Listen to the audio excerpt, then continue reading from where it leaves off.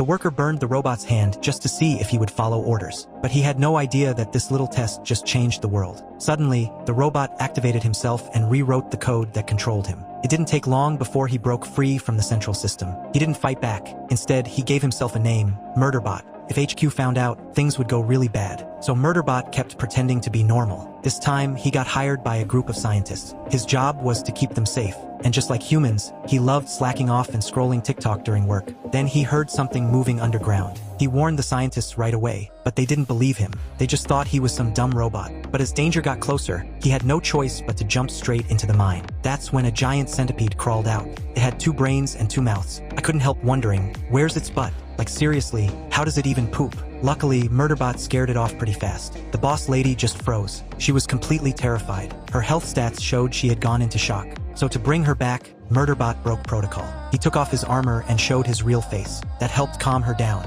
But now he was worried, what if she reported him to HQ? He imagined lifting both hands to attack her.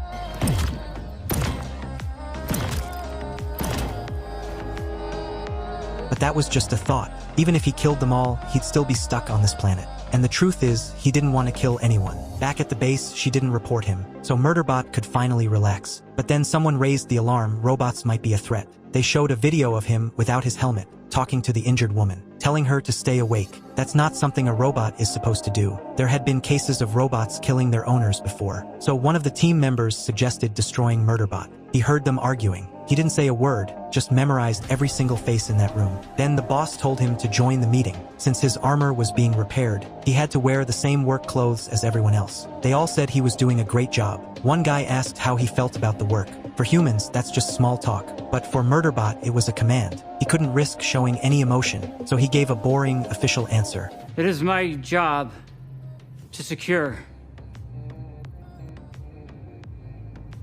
But that guy still wasn't convinced. He kept throwing tricky questions at him. Too bad Murderbot was way faster than any human. He answered everything without missing a beat. As he was about to leave, the boss asked him to stay. That surprised him. No one had ever treated him like that before. For a second, he didn't feel like a robot anymore. The next day, when everyone left the base, that same guy came to confront him. He told Murderbot to look him in the eyes, then started asking more questions, trying to catch some emotional slip-up. Murderbot hated it, he was close to snapping. Then suddenly, the alarm went off. The boss was in danger while collecting data. The place was full of dead centipedes, and anything that got close to the energy field would get crushed and absorbed instantly. Luckily, Murderbot showed up just in time and got her out safely. After running some tests, they realized that energy field had been there for millions of years. There were probably more secrets hidden underneath. So the scientists decided to go back. And this time, they wanted Murderbot with